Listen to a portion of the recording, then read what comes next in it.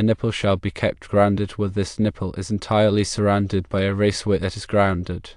Where the nipple is not entirely surrounded by a grounded raceway, a grounding locknut shall be used at each end of the nipple. A ground bushing shall be used where an equipment grounding conductor is connected to the raceway and to the enclosure of any equipment connected to the raceway. National Electrical Code Section 408.9 addresses the grounding of metal-clad cable. Metal-clad cable shall be grounded as specified in National Electrical Code Section 250.118.6. National Electrical Code Section 408.10 addresses grounding equipment. The metal sheath of type alternating current cable and the armor of type metal-clad cable shall be grounded as specified in 250.118 and 250.134b, respectively. National Electrical Code Section 408.11 addresses grounding continuity.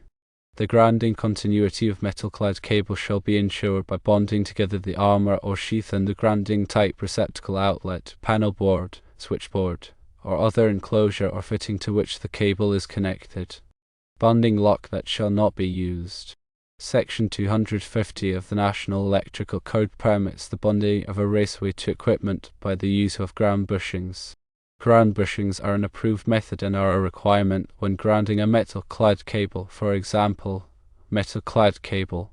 Where a raceway is bonded to equipment with ground bushings, the equipment is then required to be grounded with a grounding conductor to, for example, the panel board, switchboard, transformer enclosure, and so on. Grounding locknuts are for bonding raceways to raceways. National Electrical Code Section 250.8 covers grounding raceway and equipment. Subsection A, General, states that all raceways and equipment enclosed within or attached to such raceways shall be grounded in accordance with the requirements of this section. Subsection B, Grounding Path, states that the path to ground from circuits and equipment shall be permanent and continuous. Subsection C, Equipment Grounding Conductor, states that an equipment grounding conductor shall be installed for grounding all equipment required to be grounded. The equipment grounding conductor shall be sized in accordance with National Electrical Code Section 250.122.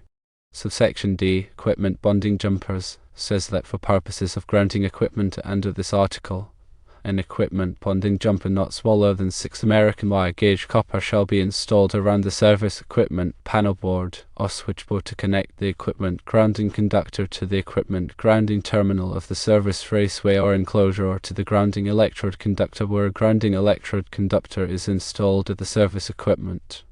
Subsection E, Cord and plug connected equipment, states that for cord and plug connected equipment, the equipment grounding conductor shall be connected to the grounding terminal of the attachment plug. The equipment grounding terminal of the attachment plug shall be grounded by the building wiring through the grounding conductor of the flexible cord and by the grounding terminal of the receptacle outlet. National Electrical Code Section 501.16 addresses grounding. Grounding of metal raceways and enclosures shall be in accordance with National Electrical Code Section 250.118. National Electrical Code Section 250.118 details the electrical continuity of metal raceway and enclosures. Electrical continuity of the metal raceways and enclosures for grounding purposes shall be established by one of the following means: firstly, threaded couplings and threaded bosses on enclosures; secondly, threadless couplings made up tight with gaskets and bonding locknuts; thirdly, bonding jumpers properly connected to raceways and enclosures; and fourthly, other approved means.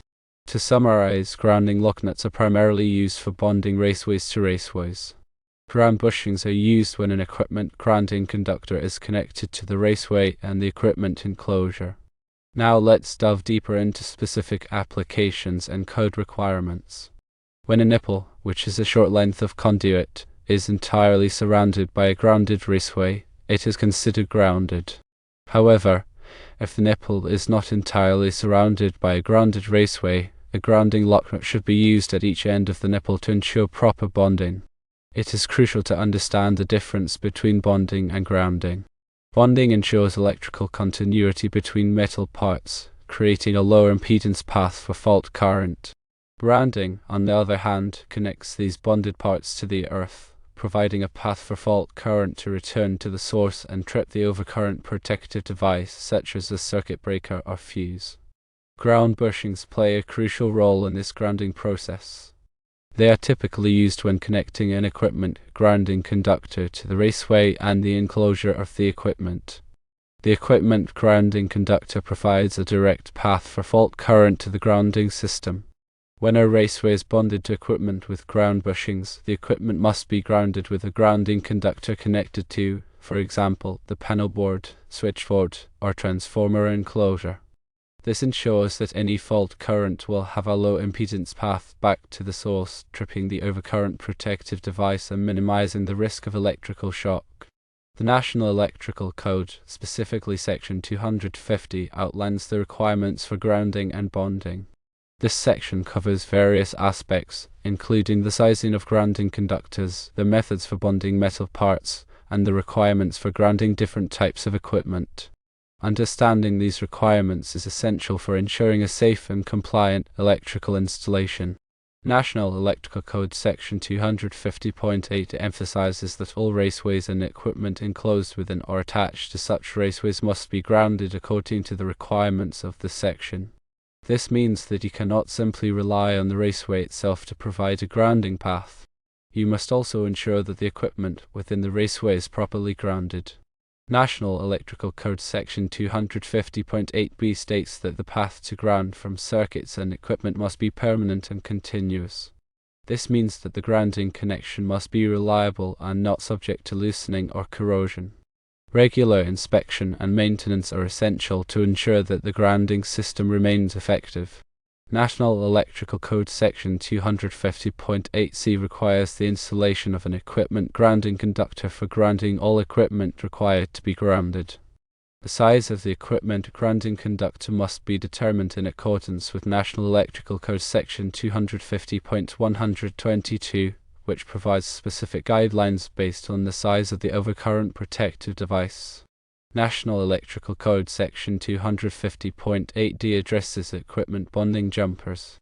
This section requires that an equipment bonding jumper not smaller than 6 American wire gauge copper be installed around the service equipment, panel board, or switchboard to connect the equipment grounding conductor to the equipment grounding terminal of the service raceway or enclosure, or to the grounding electrode conductor where a grounding electrode conductor is installed at the service equipment.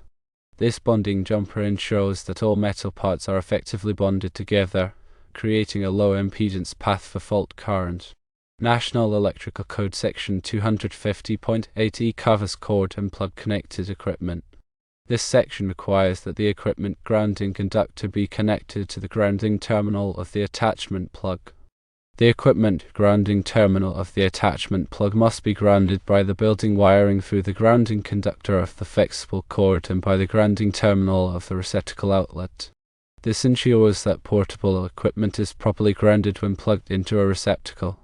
In hazardous locations, such as those covered in National Electrical Code Section 501.16, grounding requirements are even more stringent. This section mandates that grounding of metal raceways and enclosures be in accordance with National Electrical Code Section 250.118. This is because the presence of flammable gases or vapors increases the risk of ignition from electrical faults. National Electrical Code Section 250.118 outlines various methods for ensuring the electrical continuity of metal raceways and enclosures for grounding purposes. These methods include, firstly, threaded couplings and threaded bosses on enclosures. Secondly, threadless couplings made up tight with gaskets and bonding locknuts. Thirdly, bonding jumpers properly connected to raceways and enclosures. And fourthly, other approved means. When using threadless couplings, it is essential to ensure that they are made up tight with gaskets and bonding locknuts. This will provide a reliable electrical connection between the raceway sections. Bonding jumpers are often used to bypass non-conductive coatings or discontinuities in the raceway system. They should be properly sized and connected to ensure a low impedance path for fault current. In summary, grounding locknuts are primarily used for bonding raceways to raceways. Ground bushings are used when an equipment grounding conductor is connected to the raceway and the equipment enclosure. Always refer to the latest edition of the National Electrical Code for specific requirements and consult with a qualified electrical inspector to ensure compliance. Remember that proper grounding and bonding are essential for electrical safety. Failure to properly ground and bond electrical systems can result in electrical shock, fire, and equipment damage. Always take the time to understand the code requirements and follow best practices to ensure a safe and reliable electrical installation.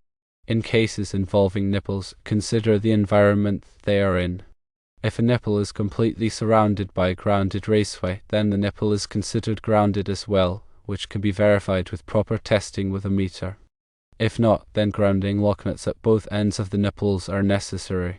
Ground bushings are often used where equipment grounding conductors are installed along with the raceway and connected to the equipment enclosure. Always remember to consult with local codes, as some jurisdictions may have additional rules and regulations when installing and grounding electrical systems. The information provided serves as a general guide and should not be considered as a replacement for expert advice.